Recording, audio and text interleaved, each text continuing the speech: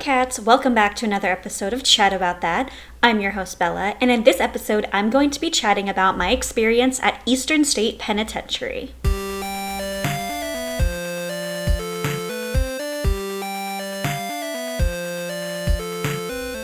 Before I chat about that, I just want to say that this month's episode won't have a guest. I will be back interviewing guests in upcoming episodes, but this episode I really just wanted to focus on my experience at Eastern State Penitentiary because it's a place I've always wanted to visit and I finally got to go there, and I just had some really cool information that I wanted to share with everyone. So Eastern State Penitentiary was established in 1829 and it actually was open all the way until 1971. And it's in the heart of Philadelphia, and it's actually America's most historic prison, and it held about 85,000 people throughout the time that it was open, both men and women. And I first heard about Eastern State Penitentiary actually when I was really interested in ghost hunting television shows.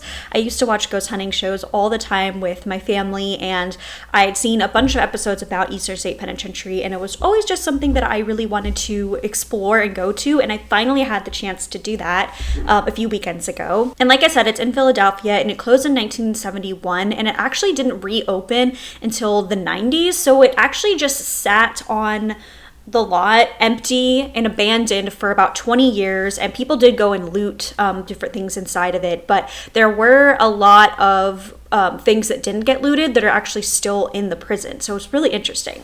So I want to talk about my experience, and I will talk about some of the history and everything when I go through that. So Eastern State Penitentiary is actually apparently one of the first true penitentiaries in America, and was established by Quakers in Pennsylvania. And I learned that the Quakers really were all about penance, which is actually where the word penitentiary comes from. And a penitentiary is actually a building that's designed to inspire true penance or true regret in the prisoners. So that's where the word penitentiary comes from. And one of the most notorious prisoners that was held in Eastern State Penitentiary is actually Al Capone, and you can see his cell. So we did go see his cell, which I'll talk about in a minute because that was really cool. And like I said, it just stands in ruins today, and there's a lot of actual things that were in the prison, like bed frames and toilets and lights from the operating room, a lot of like cabinets and things like that are still in the prison today. So when we went to the penitentiary, we did the audio tour, which if you buy the tour, you can have an optional audio tour, which we totally did. So you basically start with like number 1, and then you go through the prison, and it teaches you about the history, and the portion of the audio tour was actually narrated by Steve Buscemi because he actually scouted out the prison for a movie that he was doing back in the 90s, and we just learned about the history of the prison. And something that I found really interesting about the prison is that all of the cells are actually designed to be solitary confinement. So originally there weren't actual like doors on the cell. I mean, they got them into the prison, but there was no window to the hallway from the prisoners. And the prisoners, when they left their cells, for the most part, they actually had to wear hoods over their heads so that they couldn't actually see anyone in the prison. Eventually, they put sliding doors on the cells. And originally, they were fed through a feeding hole on the wall. And some of those feeding holes are actually still there, so you were able to see them, which was very interesting. And then all the rooms just had a really small skylight. I did not expect to learn, like, I mean, I guess, you know, when you go and take a tour, you're learning the history, obviously. But because, like I mentioned earlier, I knew about the prison because of ghost hunting shows, which they don't really advertise that it's haunted at all at the tours. And one tour guide did share like an experience he had, but I'll talk about that in a minute. But it's really, the tour is really about the history, the architecture, which was very, very beautiful. And another thing that I learned after the fact was that because the prison is set up to be pretty much solitary confinement, there were prisoners that did have roommates, but they didn't have any access to the outside world except through like a really small skylight. So something that I learned after the fact was that a lot of these prisoners actually went insane because they didn't have any contact with anyone else.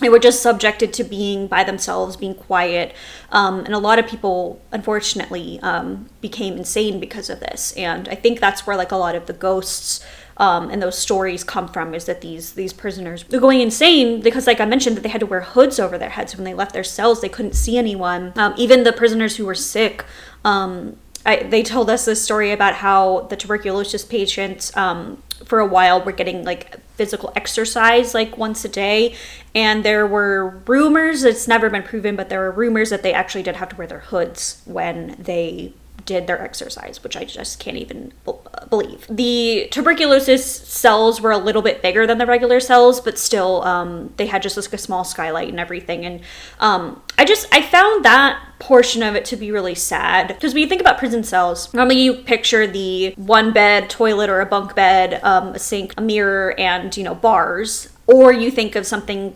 like Orange is the New Black, where people are living in sort of a open room with bunk beds and stuff. And, prisoners nowadays do have access to exercise, and they can see other people, unless they're in actual solitary confinement, which they did have real solitary confinement at Eastern State Penitentiary. But, prisoners today, I'm not saying that they have it, good or anything, but prisoners today actually are able to see other people.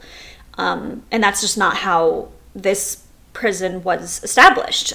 It was really established to really, reflect on what you've done and to give that penance back. Because those cells were basically solitary confinement, the only door that they had access to was actually through the exercise yard, but they were not able to exit through that door. Like I mentioned, they just had a feeding hole, and then eventually those sliding doors were put in later. But those doors that they added have just like a tiny window where they would, put the trays through. I thought that was really interesting, because I really didn't know any of that going into the tour. And so as we were going through the tour, we went through the different cell blocks, and basically the main part of the prison has like a circle, like atrium in the middle, and then all the cell blocks sort of jut out. And so if you're looking at it from overhead, there's a circle in the middle, which is the atrium, and then all the different cell blocks going around it in sort of like a circular fashion. And each cell block had 2 different levels. Now, we could not go up to the other levels.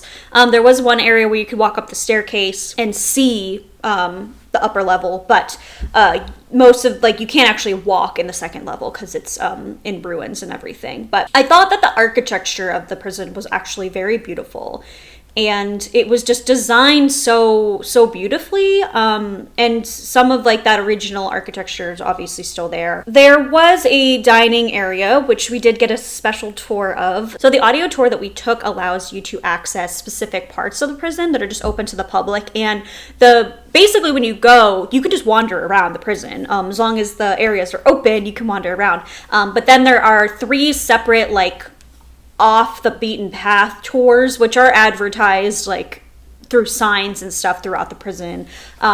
But we got to go on 3 of these tours. So the one, like I mentioned, was the dining hall area. Basically, everyone would enter through this one area, and they would just stand in a line. There were 2 different sections, 2 different food stations. Everybody got the same amount of food. You couldn't get seconds or anything, so some fights did break out. And then all of the jobs of the prison were actually done by prisoners. So prisoners would help clean and cook the food and serve the food. And all the food was actually cooked in-house, which is not how it's done nowadays. All prisons have contracts with caterers or outside vendors that will ship the food to the prison. But all the food at Eastern State Penitentiary was cooked in-house. And we did see a picture of the menu that they had, and the food that they had was actually pretty good. They had grits and roast beef, and they had some real good food. They were eating pretty well there.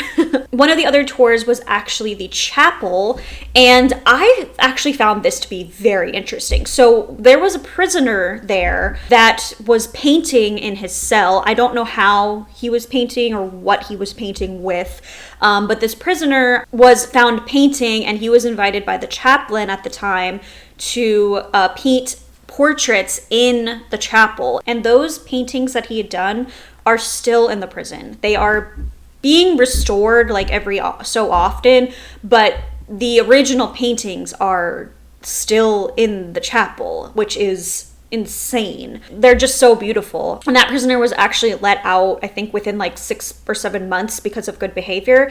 And there's not really much known about him to this day, but apparently his son or something, and again, I don't remember exactly what time period this was in, but apparently his son or his grandson or something found out that he was related to this man who did all these paintings, which is kind of interesting. But I thought that was a really cool story.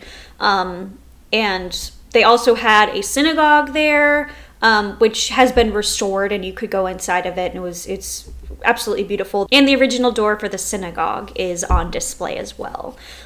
So just like I said, lots of original architecture and artifacts are still there. The last special tour that we went on was the hospital wing, which I also found to be really, really cool. I think out of all 3 of them, the hospital was probably my favorite. But like I mentioned, that's where the tuberculosis patients would go, and those cells were a little bit bigger. The skylight was a little bit bigger for them. We also saw in that wing hydrotherapy rooms where they did, water therapy, which back in the day they would do all sorts of things with water that I don't think are ethical nowadays. We also saw psychiatry area, and there was also an x-ray room, which not all of these rooms you could really see into. I forgot to mention that there were some cells that you could actually go into, which was really cool. And then a lot of them you could just peek inside, and then some of them the doors were actually shut so you couldn't see in them at all. But the hydrotherapy room you could actually see into pretty well. There was an x-ray room that you could kind of see into. There was a laboratory, which they must have done I don't know, if it was ethical or not, what they were doing in the laboratory. But there were a lot of like cabinets and tables and things in there. Apparently when the prison was just laying in ruins for those 20 years, a lot of looters would go in and steal like medicine and anything that was valuable was stolen. But there are a lot of cabinets and chairs and just bed frames and toilets that are still there, but anything that was actually like valuable was taken out of the prison, unfortunately. We also saw the psychiatric department, and I cannot remember if this man was a psychiatrist or he was a doctor, but apparently there was one staff member there in the hospital area who was just very well liked by the prisoners. He was very kind, really cared about the prisoners, treated them well, and apparently one time there was some prison riot, and a bunch of prisoners fled into the hospital area, stealing all the drugs and whatnot, and his office was not touched at all. Because that's how much he was respected by the prisoners, which I thought that was a very interesting tidbit as well. We also got to see the examination room, which still has the original overhead light, which I thought was so cool. Apparently, Al Capone had some surgeries done there. I think he got his tonsils out or something.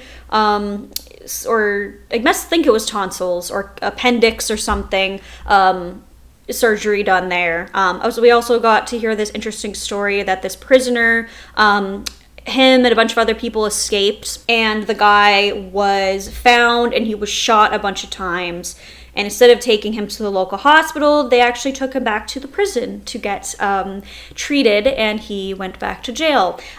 Because the prison actually had very good hospital staff. It had really good equipment, and a lot of people were actually taken there to have surgeries done because it was just such a good hospital, and it was just so, they were just so well equipped that so many people got surgeries done there. Another thing I want to talk about, speaking of Al Capone, is his cell. So in one section of the prison, there were these 2 cells side by side, and one of the cells was decorated to look like what his cell would have looked like at the time, because he was very notorious, and there were a lot of rumors that he was treated very, very well at the prison, and he had like a radio and, beautiful paintings on the wall, and, he was just treated so nicely, but that has since been kind of debunked, because he did actually have a roommate at the time,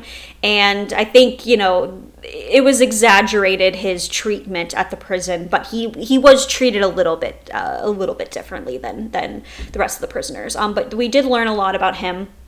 After his time at Eastern State Penitentiary, he did go to Alcatraz, which I have never been to, and I really do want to go to. My mother has been to Alcatraz, but I haven't been there. But that's where he was sent afterwards. And then the other cell that was next to it is actually the cell that they think that he was staying in, because there's photographs of like what his cell looked like at the time, and there's like faint outlines of this like painting that was on the wall, and that is actually like you can kind of see the outline of that painting. So they actually think that particular one was his cell. But it was just really cool getting to see that and learning a little bit more about like his history and everything. And the day he was released was like just this big affair. A lot of people were like waiting outside the prison for when he got released and everything. So just very interesting. I like learning about that kind of stuff. Another thing that I thought was really interesting was that like I mentioned, there were men and women at the prison, and I think one of the first women was like, she was like one of the first like 20 people in the prison, I believe. But there were actually a lot of women there. I think I read it was either the first woman or one of the first women that was there actually was there because she hijacked a bunch of cars. Another woman poisoned her husband or something, and they were sent there. But I just thought that was interesting that it was actually a co-ed prison. I don't believe that they were in the same cell blocks, or obviously they were not housed in the same cells together, but there was a women's like ward and everything. There was no co-ed mingling in the prison. It was very, very frowned upon for any of the men or women to speak to each other. Also, it was frowned upon for anyone to speak to each other, like I mentioned, because they had to wear hoods over their heads.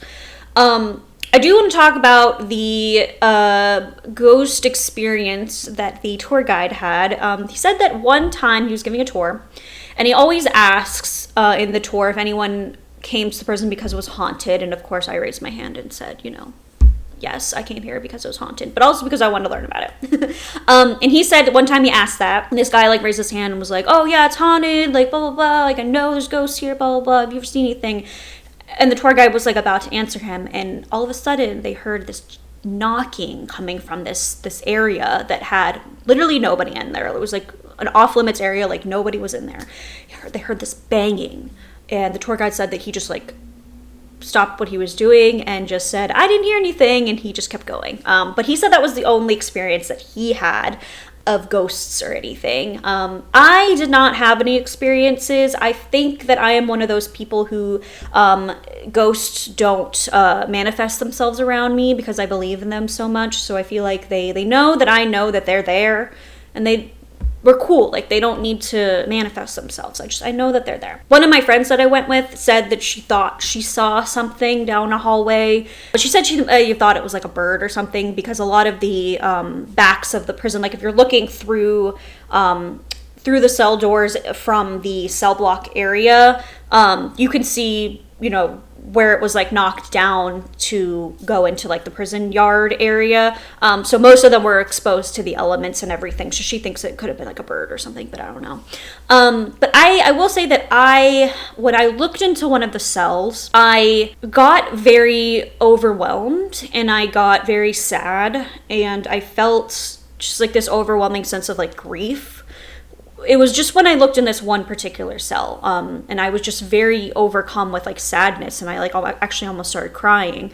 Didn't tell anybody about that. And then when I went home that night, my boyfriend and I were watching some of the Ghost Hunter episodes, but this one woman that they were interviewing said she had that same experience. She walked into like one of the cells, she got like really overwhelmingly sad, and she actually started crying, and I thought, maybe there was something to that. Maybe I was just listening to the audio tour and something struck me as being really depressing or something, but maybe it was some sort of spirit, coming to me. I don't know, but I had that exact same experience that woman had, just overwhelming grief and sadness, and I don't know, it could have been something. Another area that we got to explore freely was the death row area, and that was just one section on one side, and then back to back it was the other section, and it housed about, I think, 5 or 6 prisoners were in there on each side, so maybe like 10 or 12 total. And to get into that area, the guards had to open this,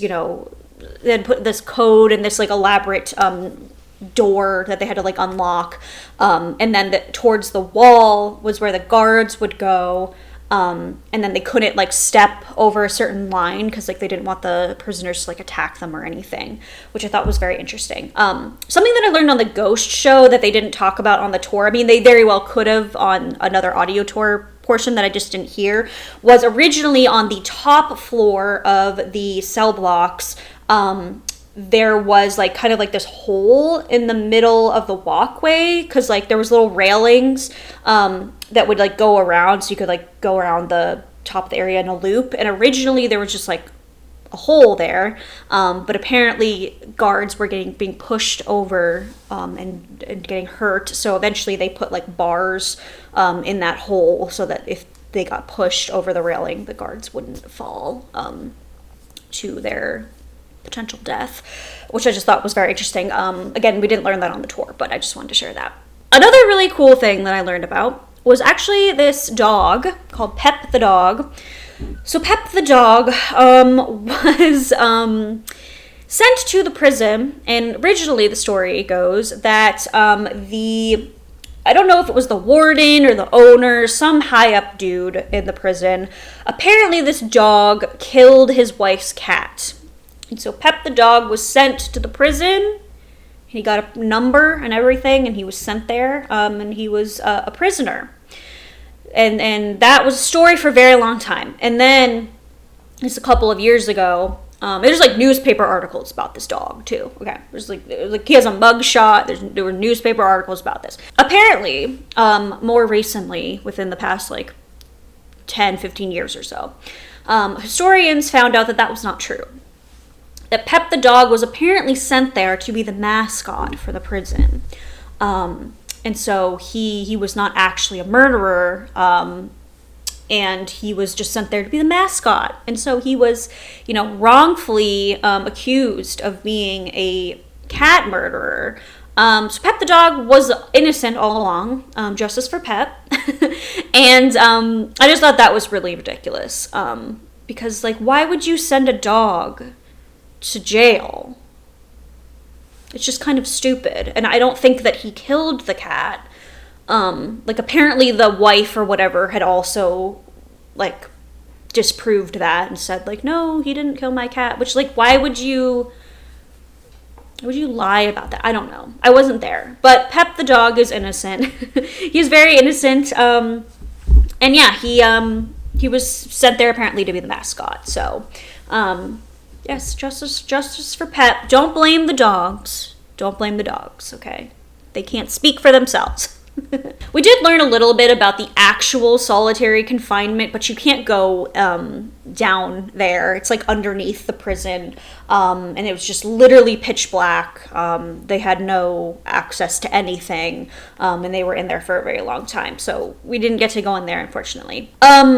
A cool story, just like Pep the Dog, there was actually a prison break one time, and it was the only prison break where the prisoner was not found. So this group of guys climbed over the one side of the wall, and this was before they had guard towers and like searchlights or anything, and they all like climbed over the wall because they had engineered like basically a ladder that was like Lego pieces. They had like constructed this ladder, this Lego ladder, and they got over the wall and they escaped. And this one guy was found in Hawaii, and like, how did you get from Pennsylvania to Hawaii? I don't know.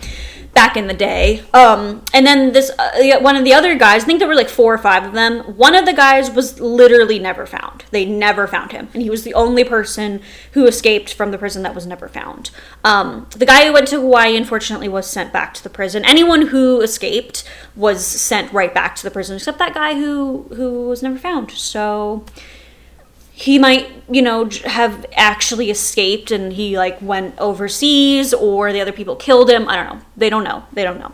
That was cool. We got to see like that wall where they climbed up, which I thought was kind of interesting. And then they added guard towers after that. Another cool thing that I really enjoyed about the prison were there actually were some art installations, and those art installations were just about, incarceration or history of, other prisons and things like that. And those were actually inside of different cells, so you could walk into the cell and see those art installations.